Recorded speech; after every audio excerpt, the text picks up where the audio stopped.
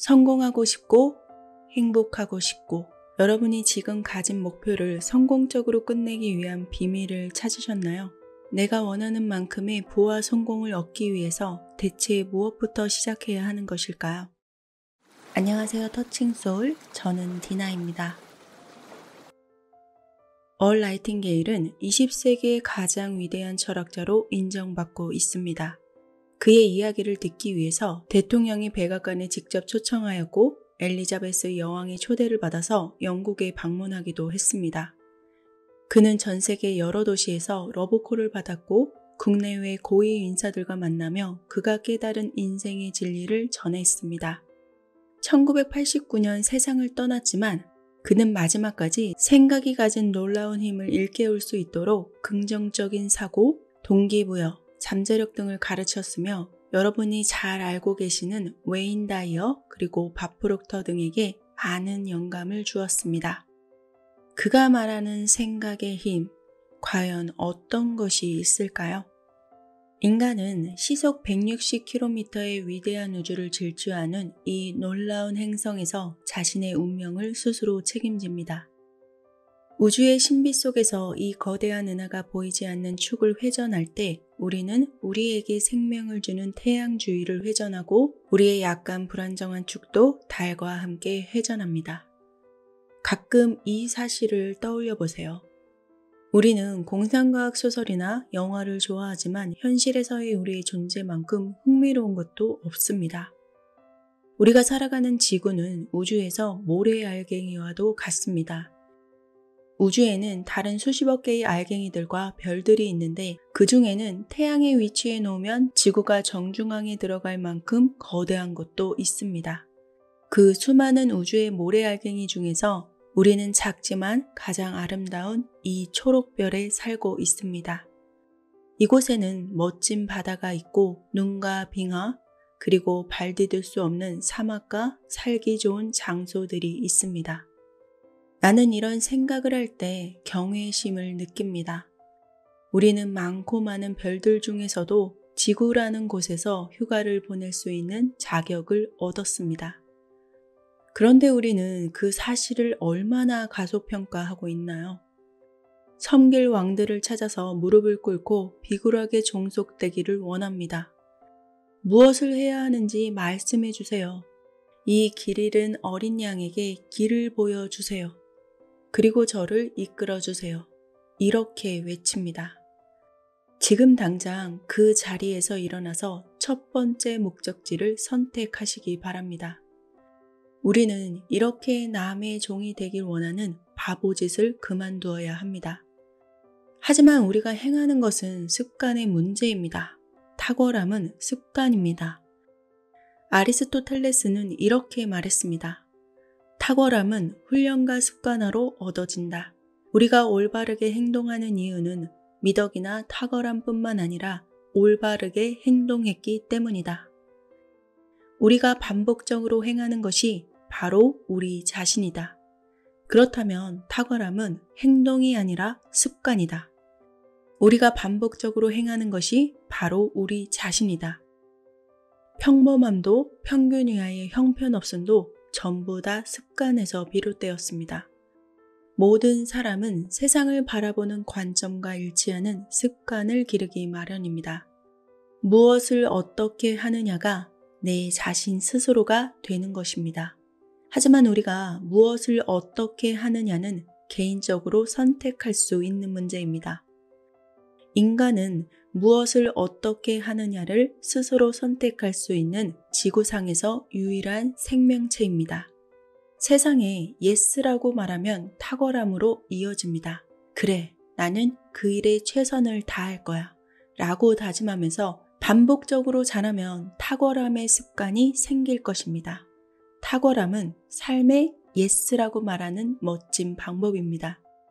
탁월함은 언제나 우리에게 기쁨을 가져다 줍니다.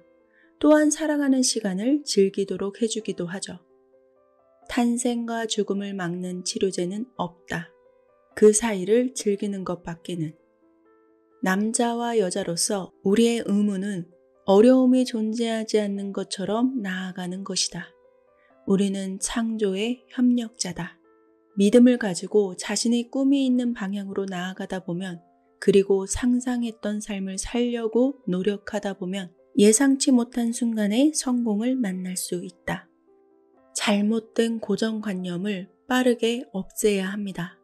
이를테면 돈이 있어야 돈을 벌 수 있다 라고 말하는 고정관념입니다. 만약 그게 사실이라면 세상에는 가난한 사람밖에 없을 것입니다. 모든 부자들에게도 시작점은 있었을 테니까요. 인맥이 있어야 한다. 행운이 따라줘야 한다. 이러한 말도 마찬가지입니다. 말도 안 되는 핑곗거리로 도전하지 않는 것을 합리화하려고 해서는 안 됩니다. 말하지 말고 들어야 합니다. 내면의 소리에 귀를 기울여야 합니다. 우리가 아무것도 하지 않고 말만 할 때는 아무것도 배울 수가 없습니다. 제임스 앨런이 지은 위대한 생각의 힘이라는 책에서 이러한 말이 있습니다. 위대한 꿈을 꿔라. 그러면 꿈꾸는 동안 위대해질 것이다. 당신의 비전은 당신이 앞으로 무엇이 될 건지에 대한 약속이다. 당신의 이상은 당신이 마침내 드러낼 예언이다. 가장 큰 업적들은 처음에는 그리고 한동안은 꿈에 불과했다. 참나무는 도토리에서 자고 새는 알에서 기다리고 영혼의 가장 원대한 비전에서 천사가 몸을 떨며 깨어난다. 꿈은 현실의 묘목이다. 도덕적이든 아름답든 둘 다가 섞였든 당신은 자신의 비전을 깨닫게 될 것이다. 모든 사람은 마음속으로 사랑하는 것에 끌리게 되어 있기 때문이다. 생각이 가져온 정확한 결과가 당신의 손에 놓일 것이다. 당신이 얻은 결과는 스스로 가져온 것이다. 세상에 예스라고 말하는 것은 정신이 건강하고 균형이 잘 잡혀 있다는 것을 의미합니다. 우주는 당신이 투영하는 그 어떤 생각에도 예스라고 말합니다. 당신이 어떤 생각을 하든지 무조건 그대로 똑같이 돌려주죠. 이것이 절대적인 진실이라는 것을 알면 긍정적인 생각이 대단히 중요해집니다. 당신이 경험하는 모든 것에 긍정적으로 예스라고 하셔야 합니다.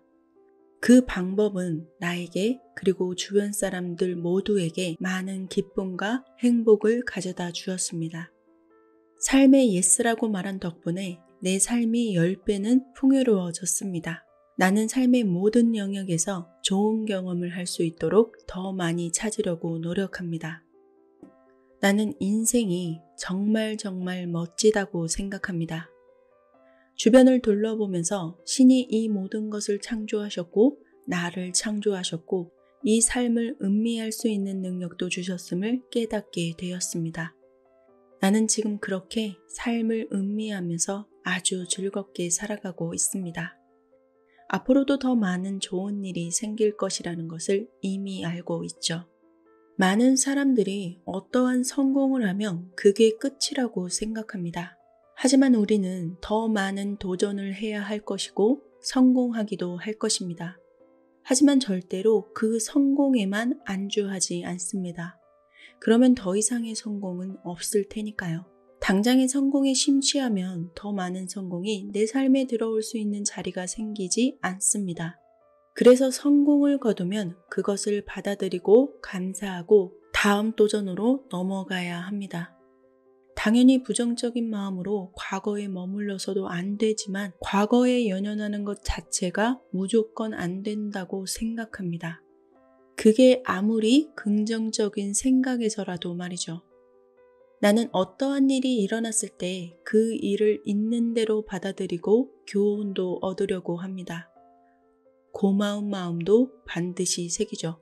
신에게 감사하고 나에게 일어나는 모든 일들에 감사합니다. 그리고 그 성공을 거두고 그 다음으로 넘어가는 거죠. 내 인생에서 부정적인 경험이란 없습니다.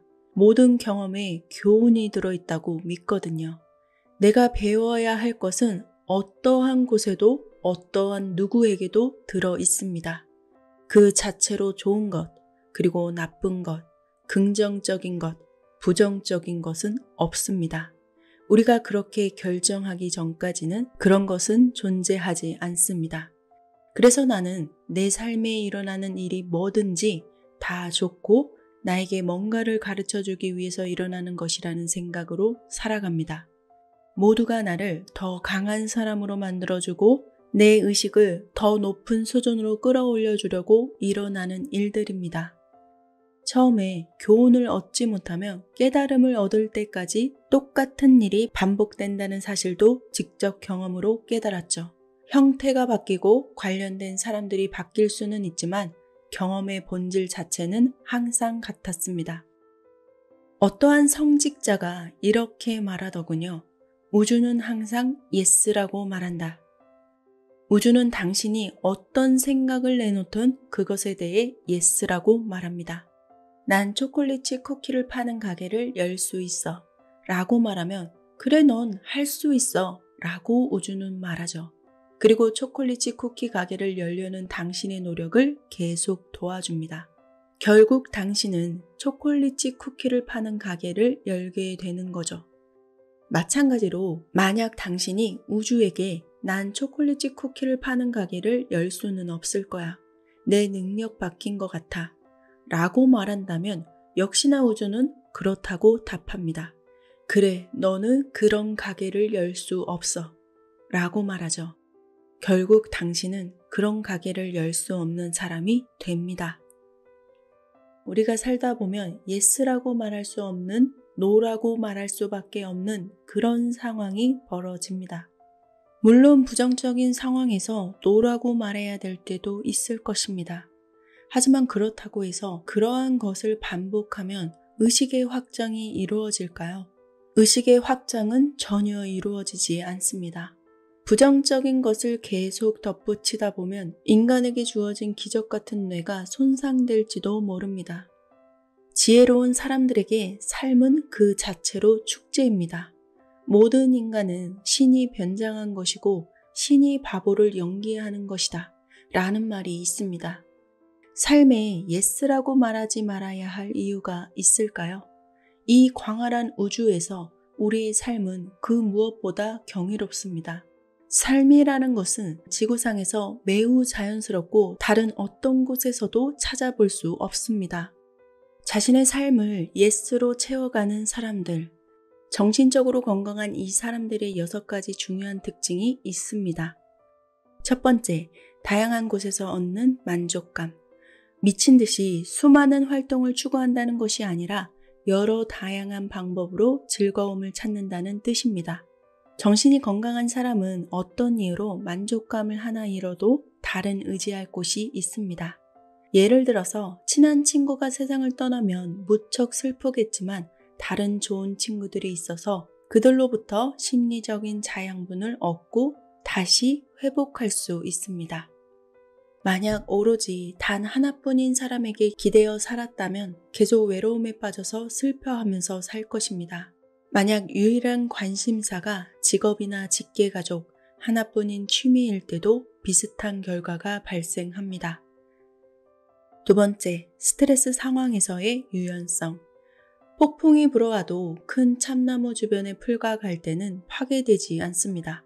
그것들은 유연하지만 참나무는 그렇지 않죠. 정신이 건강한 사람은 힘든 상황에 적응할 수 있습니다.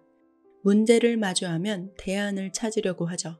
스트레스 상황에서의 유연성은 다양한 원천의 만족감과 밀접한 연관이 있습니다. 믿고 의지할 수 있는 곳이 많을수록 불안과 두려움을 일으키는 상황에 위협을 적게 받게 되는 거죠. 세 번째, 한계와 강점에 대한 인정 및 수용. 정신이 건강한 사람은 자신에 대해 매우 정확하게 파악하고 있으며 자신에 대해서 마음에 들어합니다. 현재에 안주한다는 뜻은 아닙니다. 내가 다른 사람이 될 수 없음을 알고 있는 그대로의 나를 받아들인다는 뜻입니다. 부족한 부분에 대해서 좌절만 하고 있지 않고 자신의 가진 강점을 더욱더 갈고 닦는 데 힘을 쓰죠. 네 번째, 사람을 개인으로 대하는 것의 중요성을 이해함. 정신이 건강한 사람은 누구나 독창적이고 고유한 존재라는 사실을 알고 있습니다. 상대방이 중요한 존재로 인정받는 기분을 느끼도록 대해주려고 노력하죠. 반면에 오직 자신으로만 꽉 차 있는 사람은 타인에게 대한 가식적인 관심을 보여줄 뿐입니다. 자신에게만 몰두하느라 다른 사람의 미묘한 감정을 알아차리지 못하죠. 절대로 상대방의 이야기를 귀 기울여 듣지 않습니다. 정신이 건강한 사람은 타인의 감정에 깊은 관심을 기울입니다. 5번째, 활동적이고 생산적인 상태를 유지함. 정신적으로 건강한 사람은 자신은 물론 타인을 위해서 자신이 가진 자원을 활용합니다. 좋아하는 일 또는 가진 기술을 즐겁게 사용할 수 있는 일을 하죠. 스스로를 증명해야 한다는 생각이 좌우되지 않습니다. 일에 끌려가지 않도록 주도적으로 끌어나갑니다. 만약 그들이 리더가 되기로 선택한다면 주어진 상황에서 리더십을 발휘할 수 있는 기술이 있어서지 타인에게 권력을 행사하기 위해서가 아닙니다. 마지막 6번째, 사랑할 수 있는 능력. 건강한 정신의 자격 요건을 충족하는 것은 그렇게 어렵지 않지만 이 6가지 중요한 기준을 전부 갖추어야 합니다. 이 자격을 갖춘 사람들은 기회가 있을 때마다 삶의 예스라고 말하는 사람들입니다. 여러분은 다양한 만족의 원천을 가지고 있으십니까? 스트레스 속에서도 유연성을 보일 수 있으신가요? 하버드 경영대학원은 스트레스에 대한 유연성을 유능한 임원의 가장 중요한 자격 요건으로 꼽기도 했습니다. 여러분은 자신의 강점은 물론 한계를 인식하고 받아들일 수 있으신가요? 다른 사람들을 제각각 인정받을 가치가 있는 고유한 존재로 대하고 있으신가요? 활동적이고 생산적이십니까? 뒷좌석에 앉아서 다른 사람의 지시에 따르는 것이 아니라 운전석에서 내 인생을 직접 주도하고 있으십니까? 사랑할 수 있는 능력이 있으신가요? 이 6가지 기준에 모두 해당한다면 여러분은 모든 삶의 기준을 갖추고 있는 것입니다. 6가지 기준을 충족하지 못한다면 충족하지 못하는 부분을 살펴보고 가능한 한 빨리 채우려고 노력하셔야 합니다. 그래야 여러분이 원하는 삶을 살 수 있고 여러분이 목표하신 그 성공을 이루어낼 수 있습니다. 무엇보다 삶의 신선한 바람과 가능성이 원활하게 들어올 수 있도록 문과 창문을 활짝 열어두어야 한다는 것도 잊지 마셔야 합니다. 긍정은 언제나 탁월함으로 이어집니다. 이것이 인생의 진리입니다. 우주는 항상 나의 말에 긍정으로 대답합니다. 내가 긍정으로 말하면 우주는 긍정을 말합니다. 그리고 내가 부정을 말해도 우주는 부정에 예스합니다. 뿌린 대로 거두는 힘. 모든 사람의 인생은 뿌린 대로 거두는 힘에 지배됩니다. 여러분은 우주에게 어떤 말을 하시겠습니까? 여러분의 긍정의 힘을 믿어보시기 바랍니다. 내 인생을 타인이 결정하게 하지 마라. 이것은 오직 나만이 할 수 있는 직관의 기술과 내면 소통의 기술로 만들어내는 긍정의 결과이다. 우리는 이것을 만날 때 누구보다 빠르게 진정한 성공에 도달할 수 있다. 부자가 되고 싶다면 부자가 되어라. 유명해지고 싶다면 유명해져라. 비옥한 토양에 씨를 뿌려야 좋은 열매를 얻을 수 있다. 성공 또한 마찬가지다. 내 안에 잠재된 성공의 인과 법칙.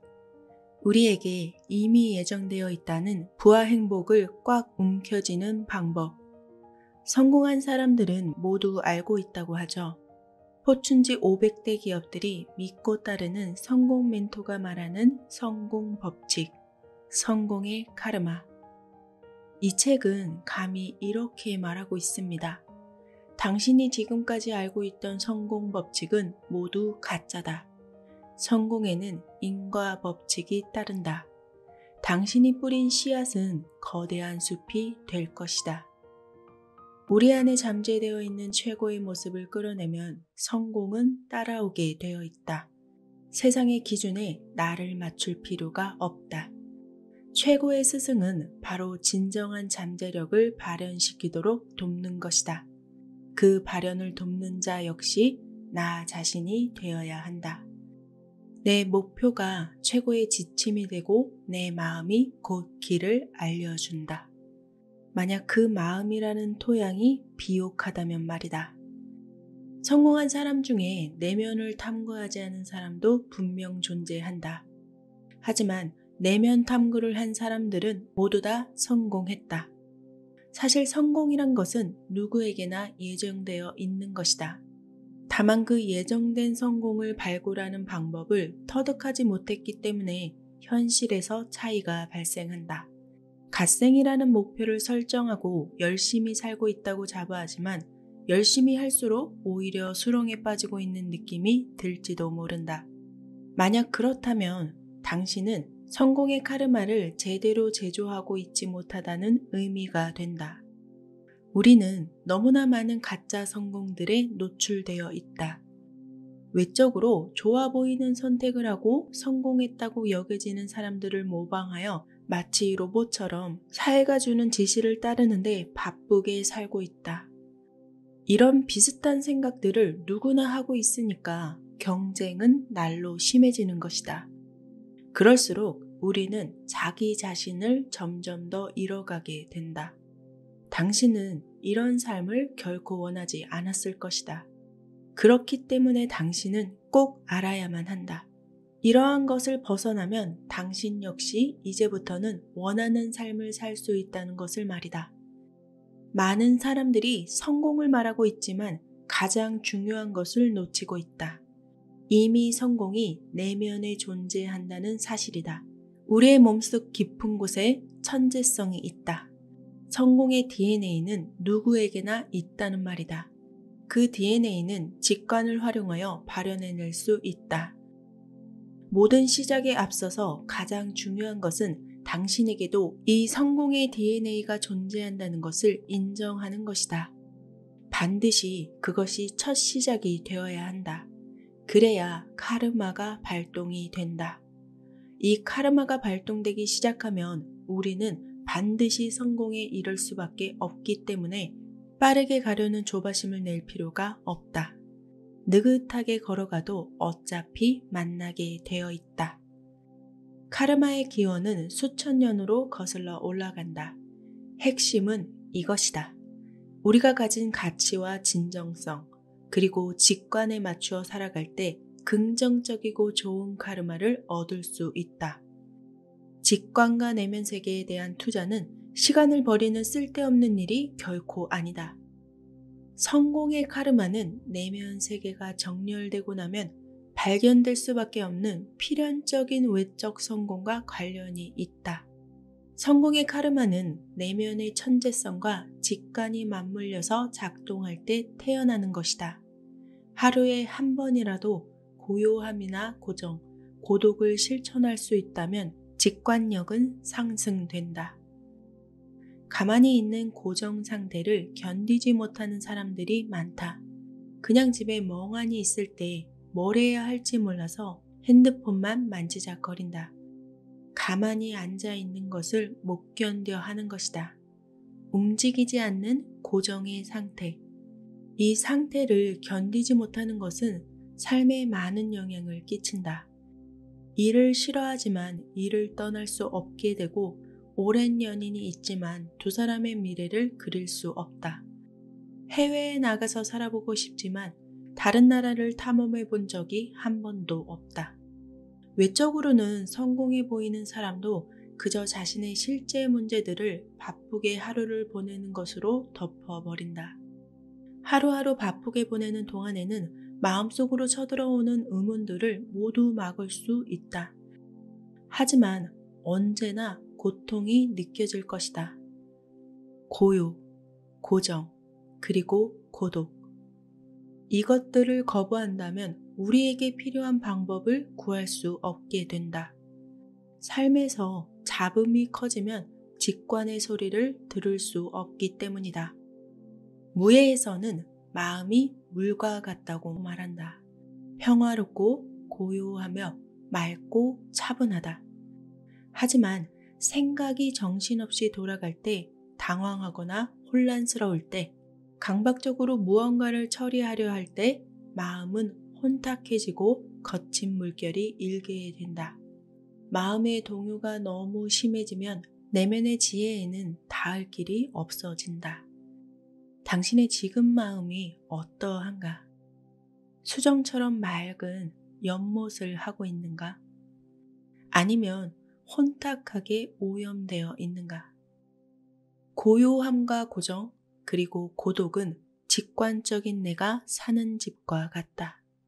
이 상태는 직관만 돕는 것이 아니라 우리의 전반적인 안녕에도 결정적인 역할을 한다. 고요 속에서 단 2분만 있어도 전신이 이완된다. 혈압은 내려가고 뇌에는 더 많은 혈액이 공급되게 된다. 창의력과 집중력 역시 고요 속에서 증가한다는 사실도 연구를 통해 밝혀진 바이다. 그러니까 고요, 고정, 고독 이 세 가지 요소가 우리를 더 똑똑하게 만들어준다는 얘기다. 사실 우리 삶에 이 세 가지가 필요하다는 것을 누구나 직관적으로 이미 알고 있다. 우리가 무언가에 경이로움을 느끼거나 감동을 느낄 때는 모든 것이 고요해진다는 것을 느꼈을 것이다. 침묵이 긍정적인 변화를 가져온다는 것을 알아야 한다. 우리의 마음은 진정한 휴식을 원하고 있다. 불교에서는 보통의 침묵과는 다른 고귀한 침묵이라는 개념이 있다. 고귀한 침묵. 보통의 고요는 소음이 없는 상태를 말한다. 말을 하지 않으면 우리는 조용하고 소리가 없을 때 세상은 잠잠해진다. 하지만 고귀한 침묵은 더 높은 목표라고 볼 수 있다. 고요함 속에서 얻는 성취인 것이다. 무예에서 말하는 맑은 연못과 같은 것이다. 오직 내면이 고요할 때만 얻을 수 있다. 이 때문에 묵상 수련을 할 때는 고귀한 침묵과 보통의 침묵이 모두 지켜져야 한다. 이 상태가 유지되면 우리의 마음은 알아서 정돈이 되는 것이다. 많은 사람들이 이러한 고요함을 두려워한다. 조금도 참지 못하고 휴대전화에 문자가 몇 개 와 있는지 들여다보곤 한다. 우리가 사는 세상에서 이 세 가지 요소를 지켜내기란 힘든 게 사실이다. 하지만 내면의 천재성을 깨우기 위해서는 이 요소들을 되찾는 것이 그 어느 때보다 중요하다. 명상을 하고자 마음을 먹어도 자꾸만 주의가 산만해져서 오히려 그 자체가 스트레스가 될 수도 있다. 한 번에 마음의 고요를 찾는 사람은 극히 드물다. 명상은 바로 여기 있는 것으로 그저 천천히 돌아오고 또 돌아오는 것이라고 말한다. 명상은 돌아오고 또 돌아오는 것이다. 돌아오고 또 돌아오는 것.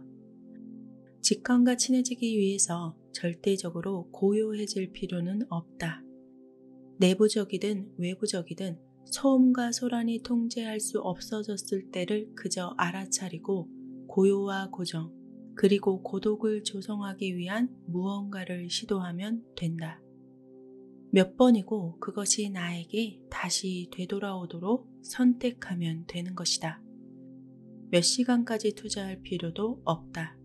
하루 30분을 투자해도 똑같이 그 기운을 찾을 수 있다. 내면의 천재성은 우리의 행위가 얼마나 인상적인지 개의치 않는다. 단지 매일 아주 잠깐만이라도 내면의 천재성이 찾아들어와 우리에게 요긴한 지혜를 줄 수 있도록 마음을 맑은 연못으로 만드는 시간이 필요할 뿐이다. 아침마다 단 5분이라도 그런 시간을 갖는다면 천재성은 직관으로 연결된다. 놀라운 것은 우리의 직관이 우리에게 무엇이 필요한지 알려준다는 것이다.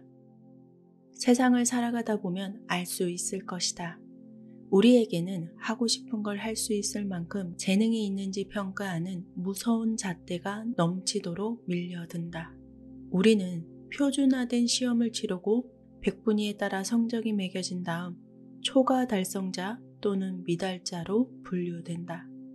우리는 개인의 가치를 정해야 하는 것처럼 1류, 2류, 3류로 취급되는 학교에 진학한다.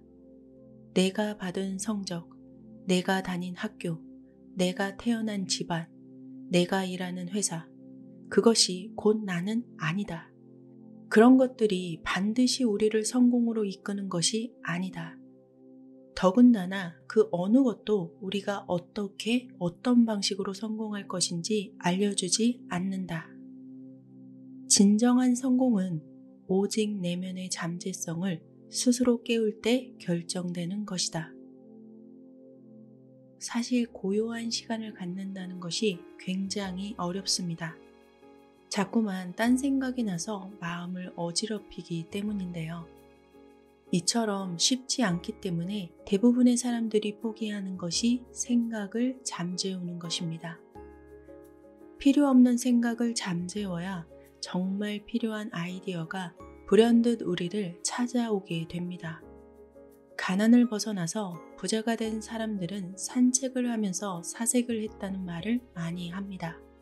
음악도 듣지 않고 그저 멍하니 자연을 걷는 것만으로도 고요는 찾아옵니다.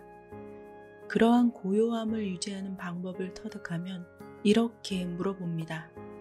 직관적인 나여, 내가 이 고요함을 더 많이 경험하려면 무엇을 해야 할까?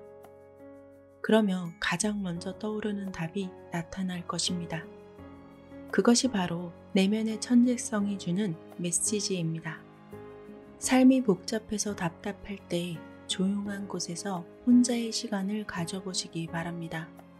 모든 것이 고요하게 느껴지면 내면의 나에게 속으로 질문해 봅니다.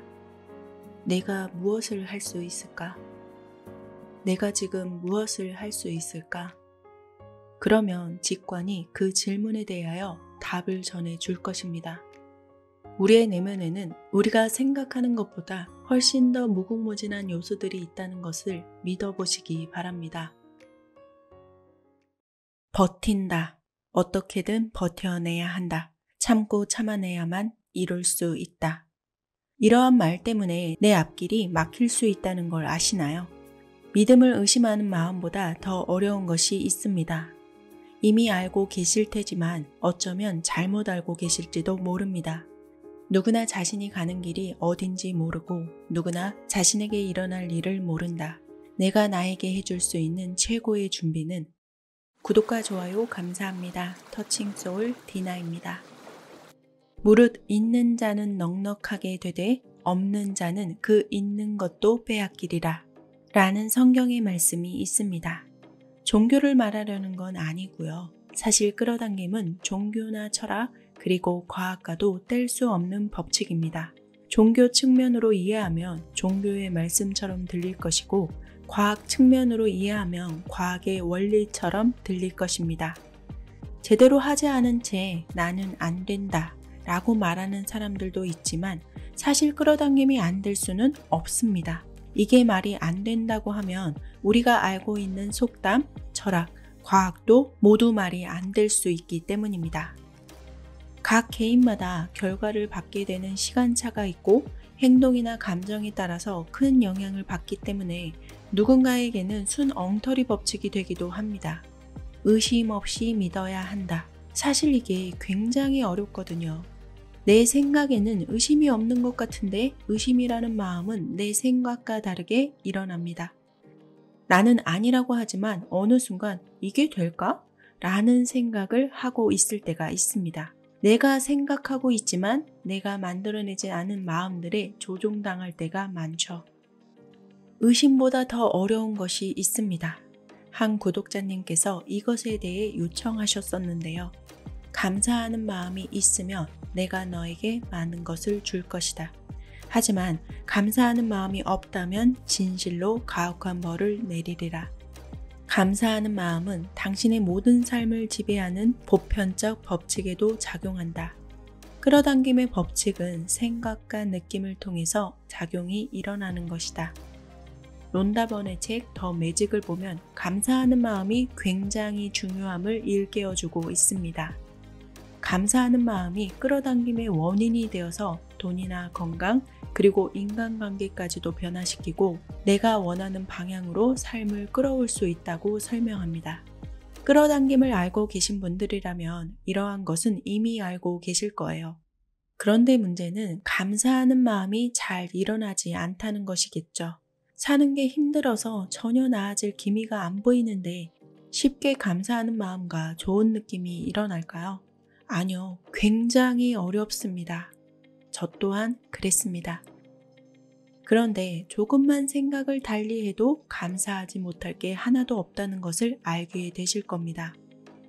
하늘 천, 참 진, 빛날 난, 부질없을 만, 천진난만하다. 어린아이를 보면 흔히 하는 말입니다. 말이나 행동에 아무런 꾸밈이 없고 순수하고 천진함을 뜻합니다. 그러한 순수함과 천진함은 한계가 없는 상상력을 가지고 매일매일 마법이 일어나는 것처럼 신기하게 세상을 바라봅니다. 하지만 그런 어린아이가 점차 어른이 되면서 여러 가지 책임이나 문제점을 맞닥뜨리게 되고 여러 난관을 헤쳐가면서 스스로를 보호하고자 점점 자신의 능력 한계를 그어나갑니다. 그렇게 커가면서 삶 자체가 힘든 것, 견뎌내야 하는 것, 그런 것으로 바뀌게 됩니다. 버틴다. 지금을 버텨내야 한다. 견뎌내야만 내가 원하는 것을 이룰 수 있다. 이런 말이 습관적으로 나오게 되고 주변에서도 이런 말을 많이 듣게 됩니다. 하지만 이런 말 자체가 감사라는 감정을 점점 밀어내게 됩니다. 버틴다 라는 의미에는 하기 싫은데 억지로, 어쩔 수 없이 라는 감정이 들어가 있기 때문입니다. 이런 식으로 삶을 대하고 있다면 내 감정에 감사라는 느낌은 점점 더 사라지게 됩니다. 그렇게 되면 나에게 오늘 올 좋은 일을 내일로 미루고 내일 모레로 미루고 내년으로 미루는 것과 같은 결과를 가져오게 됩니다. 끌어당김의 기본 중의 기본은 감사이기 때문입니다. 감사하는 마음은 더 감사한 일들을 끌어당기게 된다. 누구나 자신이 가는 길이 어딘지 모르고 누구나 자신에게 일어나는 일을 모른다. 내가 나에게 해줄 수 있는 최고의 준비는 감사로 시작하는 매일 아침이다. 그것이 나의 미래를 변화시켜 줄 것이다. 이 말이 좋은 것은 알겠지만 당장 내가 힘든데 어떻게 감사한 마음을 가지라는 거지? 라는 생각을 하실 텐데요. 그런데 잘 생각해 보세요. 제가 이전에 등산을 갔는데 집에 물병을 놓고 온 거예요.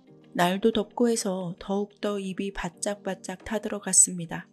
그래도 정상을 찍고 싶다는 생각에 겨우겨우 버티면서 올라갔는데 그때서야 그 흔한 물이 내 삶에 없어서는 안 된다는 것을 다시 한번 느끼게 되었습니다. 일을 하다가 종이에 손이 베었는데 밴드를 붙인 상태에서 키보드를 치니까 여간 불편한 게 아니었습니다. 손가락 하나하나의 소중함을 그때서야 알게 되었습니다. 치아 치료를 하고 나서 아무것도 먹지 못할 때 이빨이 얼마나 나에게 소중한지 알게 되었고요. 이처럼 우리는 정말 자신의 몸이 아프거나 가족 중 누군가 병원 신세를 지게 될 때 그럴 때 건강의 소중함을 압니다. 우리 몸이 얼마나 소중한지 손가락 하나하나, 발가락 하나하나, 모든 신체가 얼마나 나에게 소중했는지 알게 되죠. 그리고 가족이 얼마나 소중한 존재인지도 느끼게 됩니다. 굉장히 목이 마를 때 마시는 물은 돈보다도 귀하게 느껴집니다.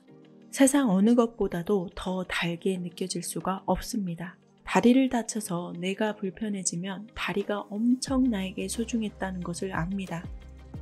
그러니까 늘 안 좋은 극한 상황이 되어서야 그나마 천만다행이다. 감사합니다. 정말 감사합니다. 하게 됩니다. 이 말은 그러한 좋지 않은 상황을 만나게 되어서 감사하다는 말과 같습니다. 신이 존재한다면 아마 이 사람에게 감사의 마음을 느끼기 위해서는 극한 상황에 처하게 해야겠다. 이렇게 생각하도록 내가 신을 유도하는 것과 같은 것입니다.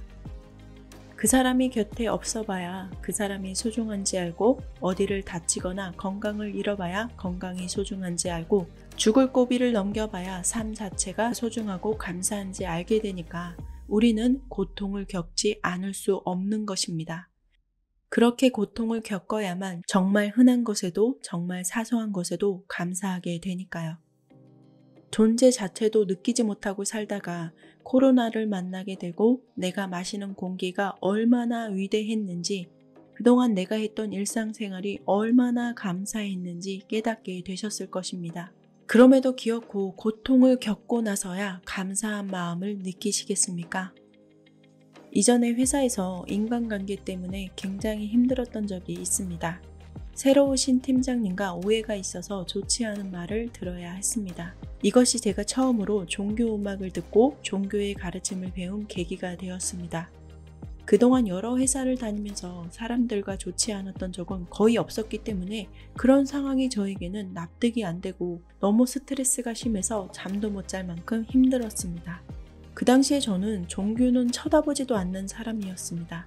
종교 자체를 부인하기도 했으니까요. 그런데 그런 상황에서 들었던 종교 음악은 진짜 많은 것을 깨우치게 하였습니다. 지금 나를 힘들게 하는 사람이 나의 스승과 같다. 지금 나에게 고통을 주는 순간이 나를 성장하게 한다.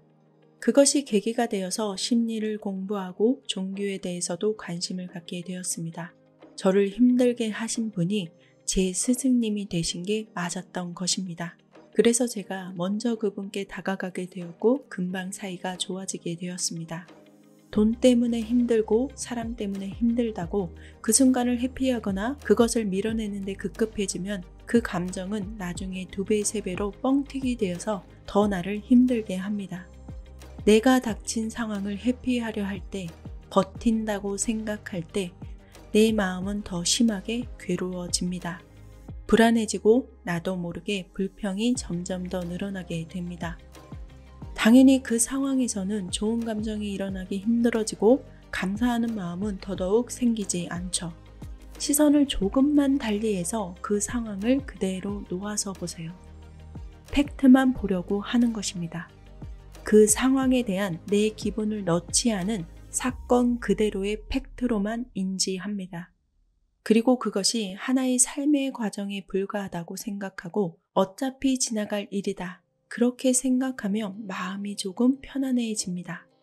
이 상태는 나에게 영원히 머무는 상태가 아닙니다. 지금 느끼는 감정은 내가 만들어낸 것이며 상대나 대상과는 아무런 상관없는 오로지 내가 만든 감정임을 인지해야 합니다. 그리고 나서 나를 괴롭히는 그 대상 외의 것을 보려고 노력합니다.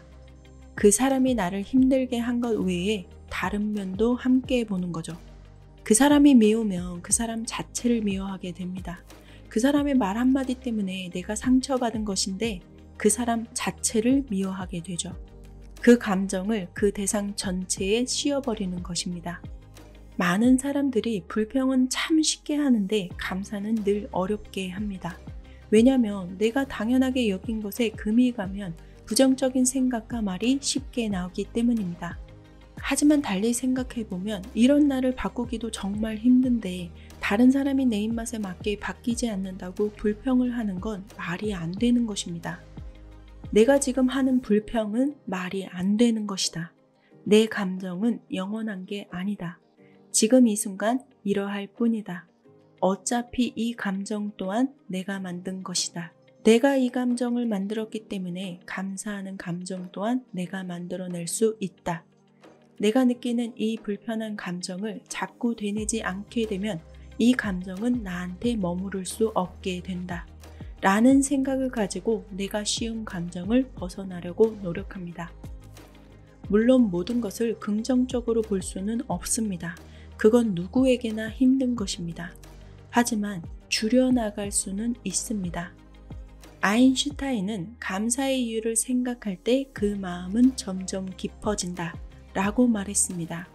나를 고통스럽게 하는 상황을 놓아보면서 이거 말고 다른 면을 봐보자 라고 생각하면 우리의 뇌는 다른 면을 보게끔 도와줍니다. 내가 왜 이 사람을, 이 상황을 감사해야 하는지 이유를 찾으려 할 때 하나둘 그 이유가 생각나게 되고 아, 그렇지 하고 감사의 마음이 생기게 됩니다. 내가 힘든 상황만 보려 하면 상황은 더 힘들어집니다. 내가 누군가에게 감사하는 말을 하거나 어떤 상황에 대해서 그럼에도 불구하고 감사한 것을 찾아내려고 할 때 마법의 가루는 뿌려집니다. 그 대상에게도 그리고 나에게도 그 마법의 가루가 뿌려져서 나도 모르게 웃을 일이 하나둘 끌어당겨지게 됩니다. 하루에 내가 가진 축복을 10개만 세어보라. 마법처럼 내 삶이 풍성해지기 위해서는 그 현재 모습 그대로 고마워해야 한다. 감사하는 마음 그 자체가 이미 내가 부유한 것이고 내가 여유로운 것이다. 불평은 가난한 것이며 더 큰 가난을 불러오는 씨앗이 된다. 감사하는 마음이 가장 강력한 에너지다. 여러분 자체가 정말로 감사한 존재입니다. 세상 어느 것 하나 감사하지 않을 이유가 하나도 없습니다. 내가 그것에 이유를 찾으려고 할 때 감사한 마음은 스스로 생겨납니다. 세상의 모든 것이 온통 감사한 것뿐이라는 것을 알게 됩니다. 고통과 실패를 축복과 성공으로 바꾸는 방법. 그것은 고통과 실패 안에서 내가 어떠한 감사함을 찾아내느냐에 달려 있습니다. 내가 겪은 상처를 나만의 지혜로 바꿀 수 있는 자는 성공하시게 될 것입니다. 여러분은 충분히 무엇이든 이룰 수 있습니다. 매일 내가 감사할 수 있는 것을 10개만 찾아보세요. 그러면 그것이 쌓이고 쌓여서 여러분은 성공하게 됩니다.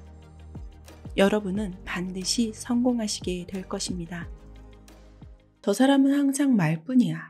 저 사람은 언제나 행동부터 하고 보더라. 언행일치. 여러분 이런 말 들어보셨나요? 어떤 사람은 자신의 내뱉은 말을 꼭 실천에 옮기는 사람이 있습니다. 반면에 항상 말뿐인 사람도 있죠. 그리고 말보다는 행동이 앞서는 사람도 있습니다.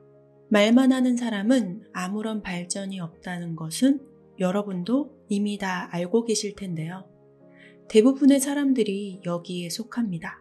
침대에 누워서는 일어나야 되는데 아침을 준비하면서도 일하러 가야 되는데 평생을 살면서 돈 벌어야 되는데 성공해야 되는데 나도 부자가 돼야 되는데 지금보다는 잘 살고 싶은데 몇십 년을 이러한 말만 하면서 사는데도 잘 바뀌지가 않죠. 의식보다도 오래 묵은 무의식의 지배하에 사는 사람들이 이러합니다. 행동이 앞서는 사람은 그래도 말뿐인 사람보다는 다양한 경험을 하게 됩니다. 그만큼 지식도 많이 쌓기도 하죠. 하지만 전혀 생각을 하지 않고 행동만 먼저 취했을 때 따르는 불편도 상당히 많습니다. 돈을 충당할 능력도 없으면서 카드 먼저 질러버리는 경우가 이러한 경우입니다. 생각이나 말만 많아서도 안 되고 생각도 없이 행동만 취해서도 안 된다는 말씀인데요. 언행일치, 말과 행동이 일치하는 것을 말합니다.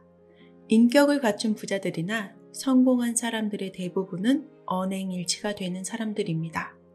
90%의 성공한 사람들은 자신이 하는 말, 자신이 세운 목표는 반드시 끝까지 끝장을 보는 사람이었습니다.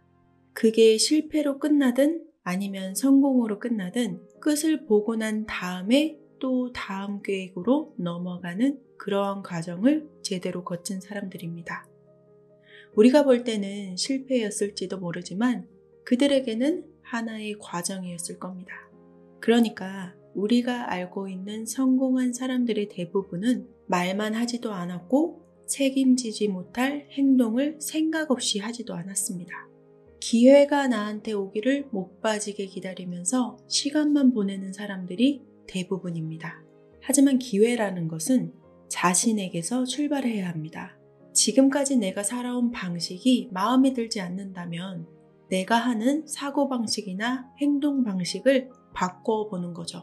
그러한 나의 변화된 방식은 지금까지 나타나지 않았었던 좋은 기회를 앞당겨서 내 눈앞에 진짜 현실로 나타나게 해줄 것입니다. 사람은 마음과 몸으로만 사는 게 아니라고 합니다. 정신과 영혼, 그리고 몸으로 이루어진 것이 인간이라고 하죠. 인간은 겉보기에는 하나의 몸뚱이에 지나지 않지만 각 개인마다 가지고 있는 정신과 영혼이 있습니다. 이 세 가지를 골고루 개발하고 훈련시켜줘야 자신이 원하는 삶을 살게 되고 또한 사람들이 인정하는 이상적인 사람으로 거듭날 수 있게 됩니다. 첫째로 육체적 그리고 정신적인 건강, 두 번째로 지속적인 두뇌 개발과 자기 성장, 그리고 세 번째로 영적인 성숙함. 이 세 가지를 모두 골고루 해내야 진정한 성공을 거두게 됩니다. 이것이 격조 높은 성공의 3대 요소라고 하는데요. 그 3대 요소를 적절하게 발전시키고 깨닫는 과정을 계속 밟아 나간다면 내가 원하는 성공, 그리고 내가 원하는 부유한 삶을 충분히 살 수 있게 됩니다. 말과 행동이 일치되어야 빠르게 성공한다.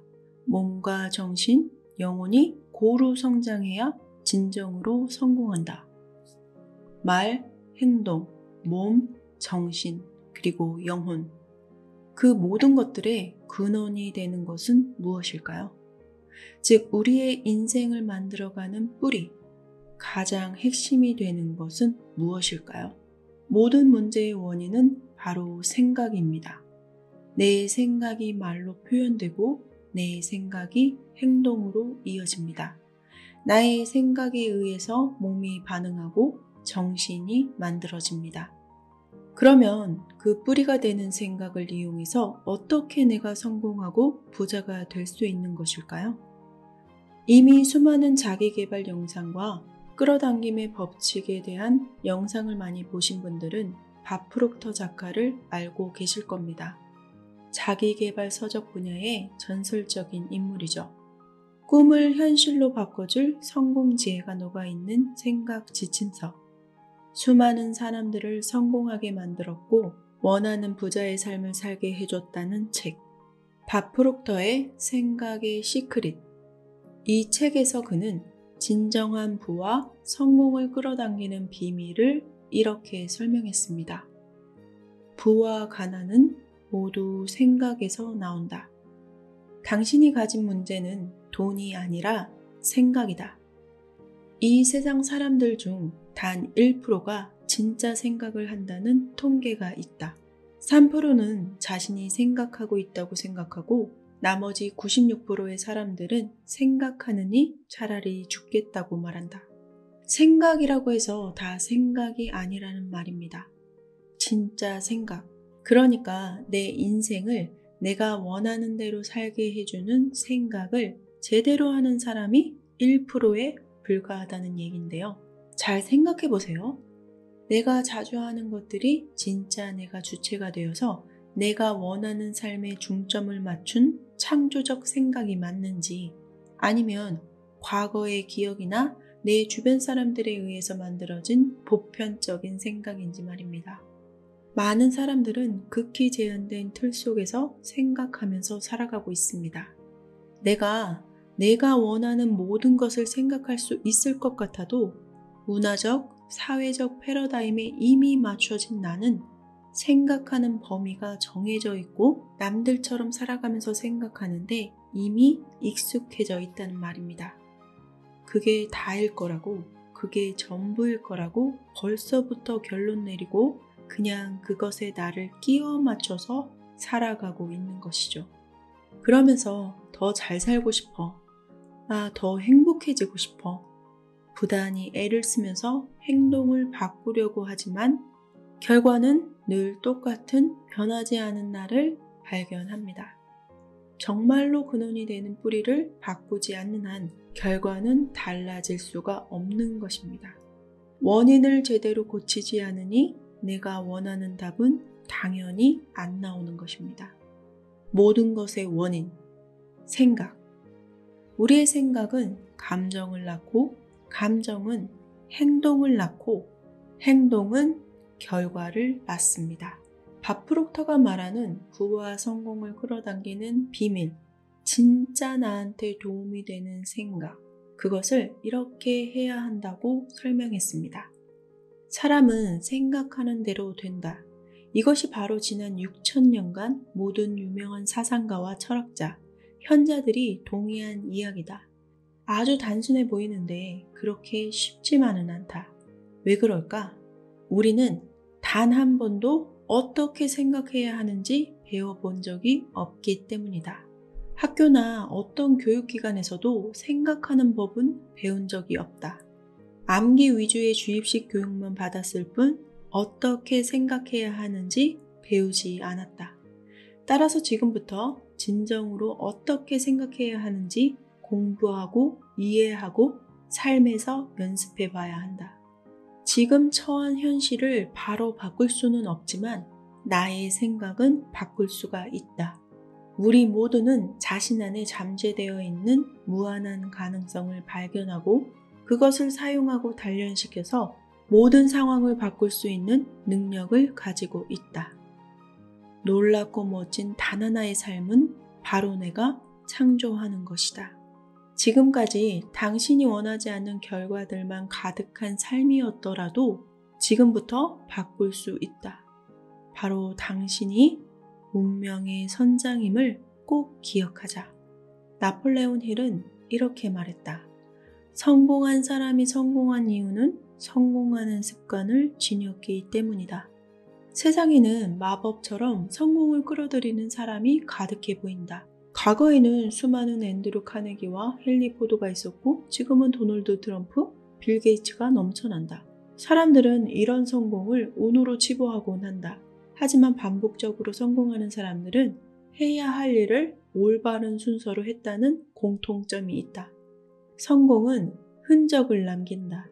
계속해서 성과를 내는 사람들을 연구해보면 성공할 때마다 습관적으로 어떤 패턴을 따르는지 추적하고 정의할 수 있다. 나폴레온 힐은 카네기에게 이 화제를 꺼냈다.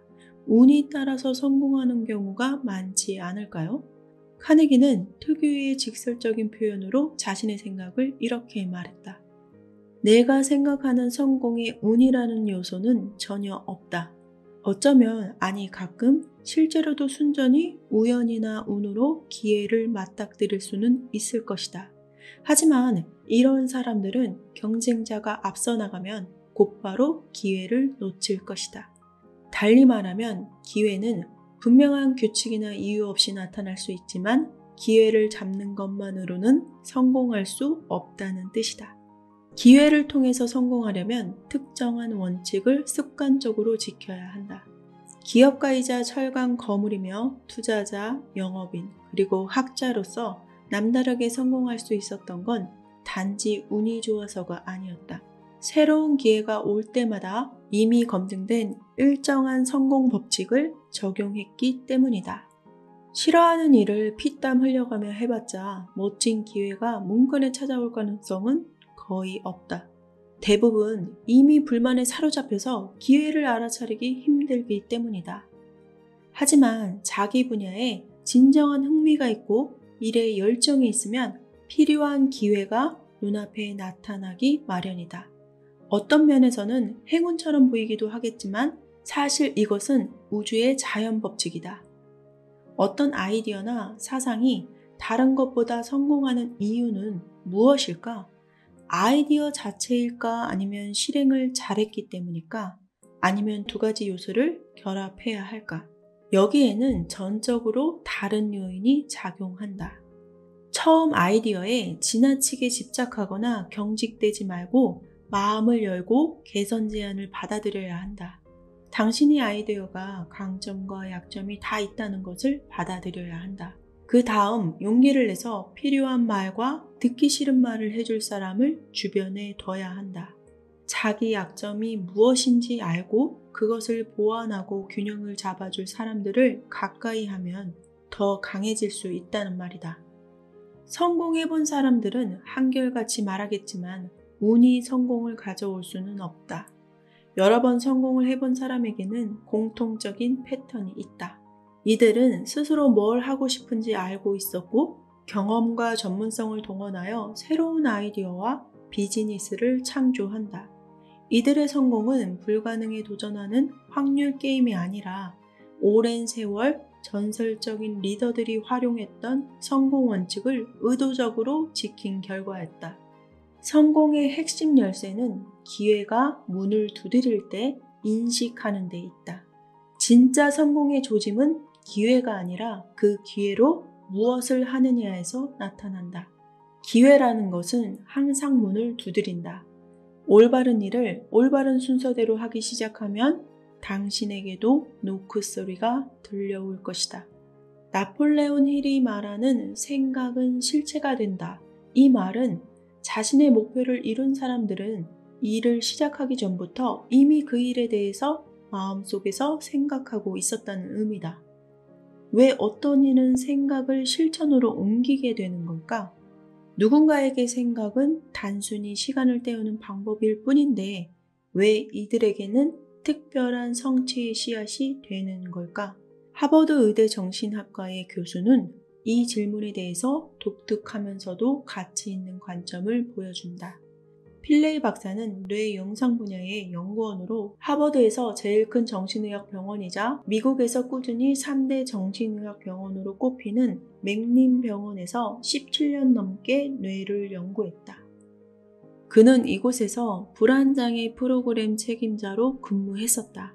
기업 세계는 물론이고 그 외부 사람들도 정신적 문제를 극복하고 큰 잠재력을 발견할 수 있도록 도와주는 최초의 기관이다.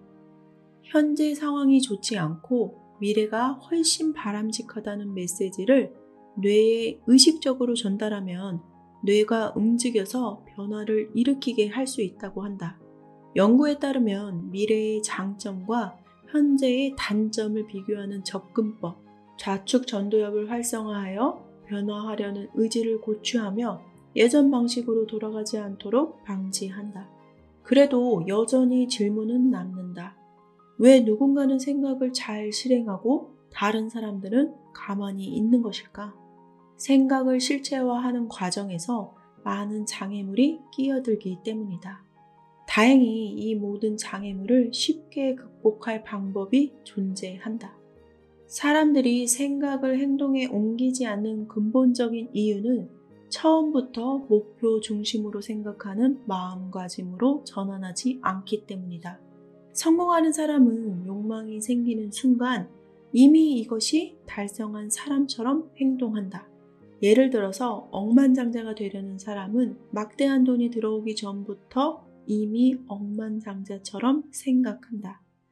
의사가 되고 싶든 댄서가 되고 싶든 실현하기 전에 그들처럼 생각하고 느끼고 일해야 한다. 그것이 꿈을 이루는 유일한 방법이다. 뇌과학적으로 무수히 많은 근거가 이 관점을 뒷받침하고 있다. 신경학적 관점에서 생각은 뇌에서 일어나는 전기 자극이나 패턴이다. 우리는 언어나 이미지로 경험하지만 사실 생각이라는 것은 회로에 흐르는 전자일 뿐이다.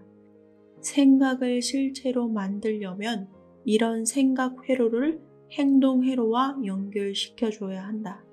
회로를 연결하는 가장 쉬운 방법은 이미 목표를 달성했다고 상상하는 것이다. 상상하면 뇌의 GPS에 목적지가 입력된다. 그러면 뇌는 목적지로 가는 길을 찾을 수 있게 도와준다. 그렇다면 왜 많은 사람들이 완벽한 사람과 사랑에 빠지는 상상을 제대로 하는데 왜 아무도 만나지 못하는 것일까? 계속 상상을 해도 왜 살이 전혀 빠지지 않는 것일까? 필레이 박사에 따르면 상상을 통해 목표를 이루고자 할 때는 올바른 방법과 틀린 방법이 있기 때문이라고 한다. 그는 이렇게 말했다. 전문적으로 운동을 하는 선수들을 생각해 봅시다. 과학자들은 오랫동안 선수들의 뇌와 심리를 연구하면서 놀라운 사실을 발견했어요.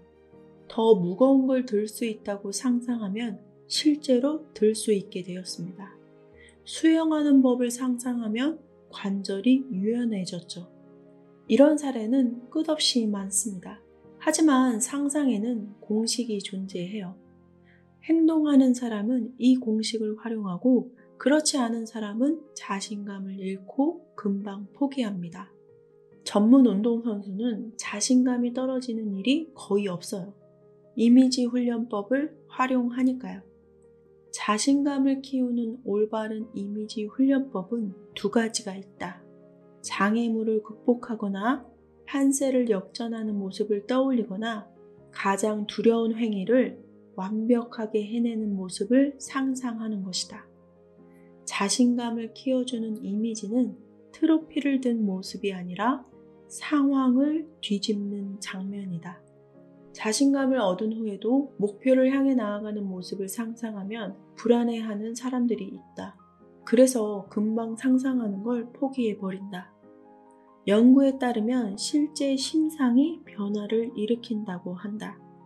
1인칭으로 상상을 하면 뇌가 더 강하게 활성화되지만 그만큼 불안감도 강해진다는 얘기다. 필레이 박사는 이런 불안감에 대처하려면 관점을 3인칭으로 전환하라고 제안한다. 그 상황에서 몸 밖으로 나와서 실제 자기 모습을 관찰하는 방법이다. 트랙 경기에 나간다고 생각해보자. 3인칭 시점으로 자기 자신이 출발선에 대기하거나 트랙에서 달리거나 1등으로 결승선에 들어오는 모습을 상상할 수가 있다. 1인칭 시점에서는 자기 앞에 놓여있는 트랙만 상상할 뿐이다. 3인칭 시점과 1인칭 시점 두 가지 심상 모두 뇌에서는 대단히 유익하다. 불안감을 줄이려면 3인칭으로 시작해서 점차적으로 1인칭으로 이동하면 된다. 하지만 필레이 박사는 이렇게 경고했다. 자신의 목표를 진정으로 믿지 않는다면 몇 인칭이든 아무 소용이 없어요. 내 마음속 생각의 이미지를 믿기 시작했을 때 뇌는 거기에 반응하기 시작합니다. 예를 들어서 제가 당신에게 손을 20도 회전하는 상상을 하라고 하면 뇌의 행동 센서가 실제로 이 행동을 하는 것처럼 반응한다는 얘기입니다. 하지만 손을 270도로 회전하라고 하면 뇌가 그냥 멈춰버려요. 활성화되지 않고 행동하지도 않습니다. 가능하다고 믿지 않기 때문이죠. 뇌는 가능하다는 믿음이 없으면 시간을 낭비해서 시도조차 하지 않으려고 하죠. 여기서 핵심은 행동하는 사람들은 상상한다는 것이다. 그리고 대단히 구체적인 방법으로 상상한다. 생각을 실체화하는 과정에서 또 다른 흔한 장벽이 바로 미루기다. 필레이 박사는 미루기에도 각성, 회피, 우유부단형, 저마다 특징이 다른 몇 가지 유형이 존재한다고 말했다. 각성형 미루기는 실행하기 전에 마지막 순간까지 기다리는 유형이다. 막판에 몰아치는 흥분을 좋아하기 때문이다. 압박감이 필요할 때는 도움이 되기도 하지만 장기적인 관점에서는 해로울 수 있다. 기본적으로 극도의 스트레스 상태에서 흥분하기 때문이다. 본인은 좋아할지 몰라도 심장과 뇌가 감당하는 데는 한계가 존재한다. 회피형 미루기는 당면한 일을 실행하는 자체를 견디지 못해서 회피하는 유형이다. 실제로 할 필요가 없으면 괜찮지만 그게 아니라면 문제가 된다. 예를 들어서 배우자와 껄끄러운 대화를 해야 하는 상황에서 미루기는 상황을 더 나쁘게 만들 뿐이다. 우유부단형 미루기는 어떻게 행동해야 할지 몰라서 결정하지 않으면 안 해도 될 거라고 생각하고 그냥 하지 않는 유형이다. 결정할 필요가 없으면 괜찮겠지만 그게 아니라면 어떨까? 예를 들어서 장기적인 관계를 맺은 사람이 결혼이라는 결정을 끝없이 미루기만 한다면 결국 혼자 남을 심각한 위기가 찾아온다. 생각과 생각을 구현하는 실체의 거리를 줄이고 싶다면 어떤 유형의 미루기가 방해되는지 깨닫고 이를 극복할 수 있는 방법을 찾아내야 한다. 만약 당신이 각성형이라면 명상처럼 덜 해롭게 각성할 방법을 찾아봐야 한다.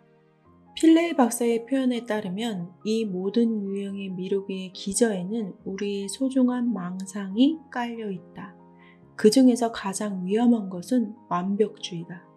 사람들은 완벽주의를 챔피언의 절대적인 기준이자 모든 탁월한 성취의 비결이라고 생각한다.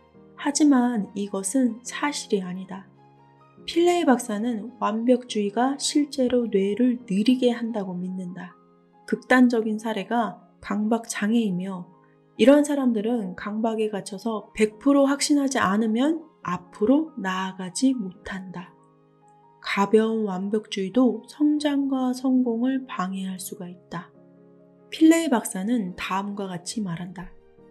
저는 사람들에게 생각을 실체로 바꾸고 싶으면 한 가지는 내려놔야 한다고 말합니다. 그게 바로 완벽주의예요.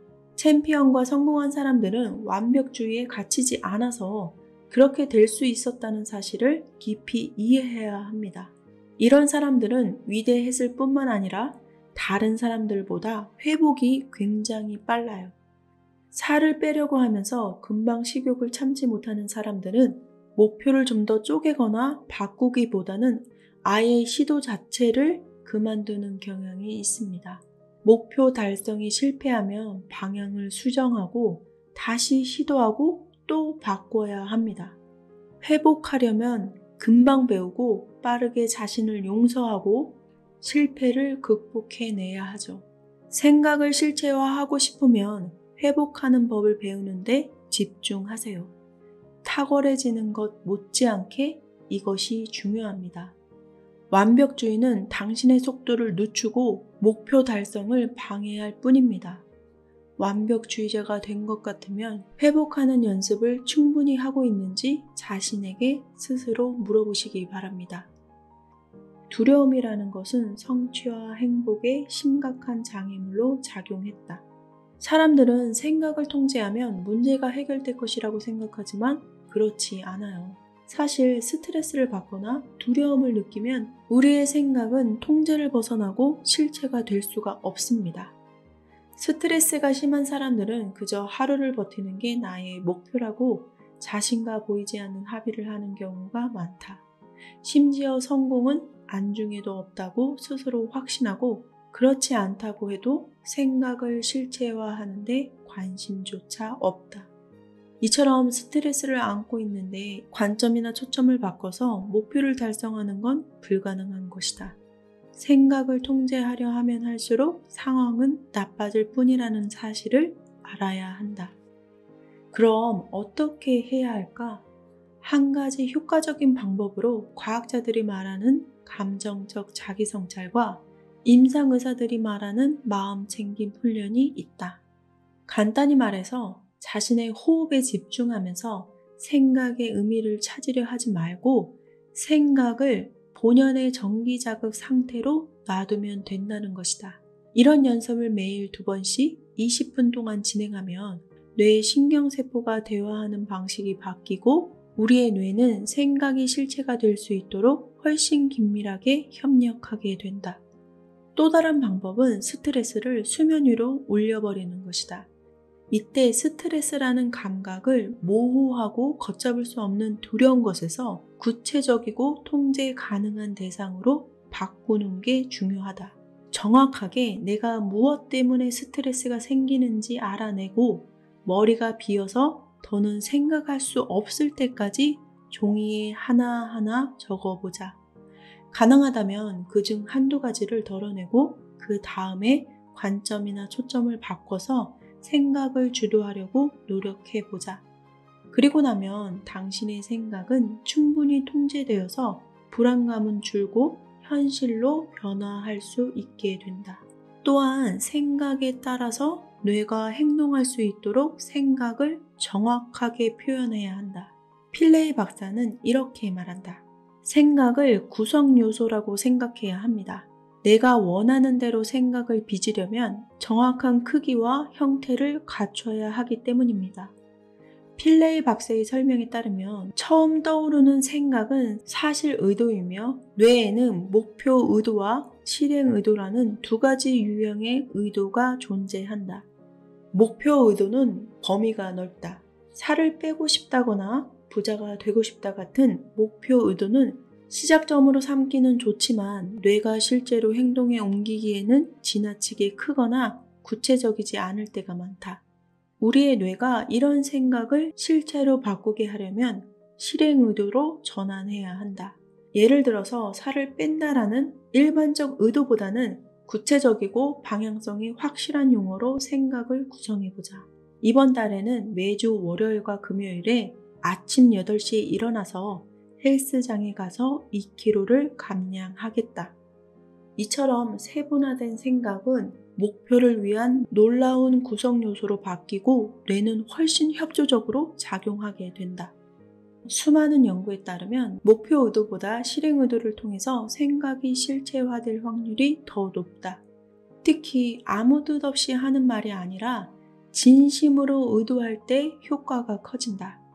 아무리 노력해도 여전히 생각이 발전하지 않는다면 당신의 정신이 정확히 반대의 습관에 물들었기 때문인지도 모른다.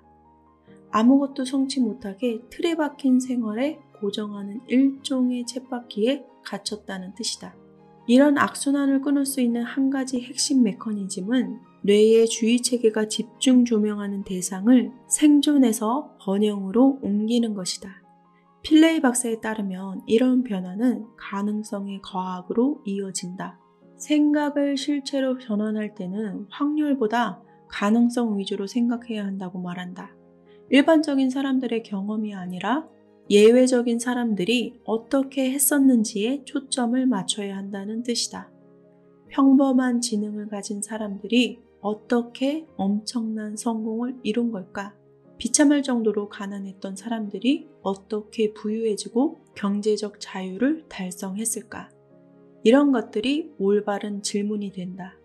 이런 어려움이 있는데 어떻게 성공해? 라는 말은 뇌를 마비시키고 편안함을 추구하게 된다. 머릿속에 이런 생각들이 자리 잡고 있으면 실패가 두려워서 제대로 노력하지 않게 될 가능성이 매우 크다.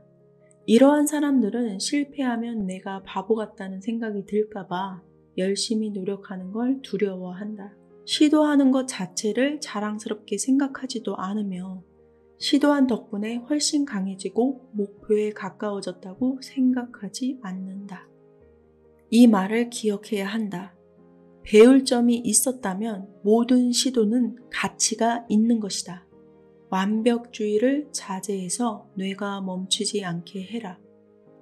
뇌의 GPS를 활성화하려면 머릿속으로 과정의 맨 끝에서부터 시작해야 한다. 행동하는 뇌를 활성화하기 위해서는 구체적인 원칙을 적용하는 나의 모습을 상상해야 한다. 어떤 유형의 미루기가 나에게 해당하는지 파악하고 뇌의 보상센터를 활성화할 수 있는 것으로 대체하라. 생각을 통제하려고 하기 전에 스트레스를 수면 위로 드러내서 느끼는 뇌와 생각하는 뇌를 안정화시켜야 한다. 그 이후에 호흡에 집중하면서 생각을 통제하고 관점과 초점을 변경해서 생각하는 뇌와 느끼는 뇌를 안정화하라. 목표 의도보다는 실행 의도를 활용해서 단기 기억이 정보를 소화하고 뇌의 행동센터에 공급되게 만들어라. 확률보다는 가능성을 선택해서 뇌 에너지를 절약하고 어디를 봐야 할지 뇌가 알아차릴 수 있게 도와주자. 진심으로 나의 생각을 실체화하고 싶다면 이 기본 원칙들을 따르면 훌륭한 시작이 될 것이다. 성공하는 사람은 욕망이 생기는 순간 이미 그것을 달성한 사람처럼 행동한다. 보상을 누리는 장면이 아니라 어려움을 극복해내는 장면을 상상하라. 완벽주의는 성공을 위해서 반드시 버려야 하는 방해물이다. 큰 목표를 작은 목표로 세분화시켜라. 스트레스를 느낄 때는 이를 통제하려 하기보다 그대로 수면 위로 끌어올려라. 가장 큰 성공, 가장 좋은 기회는 지금 바로 여러분에게 존재하고 있습니다. 그 사실을 믿고 한번 실천해 보시기 바랍니다. 감사합니다.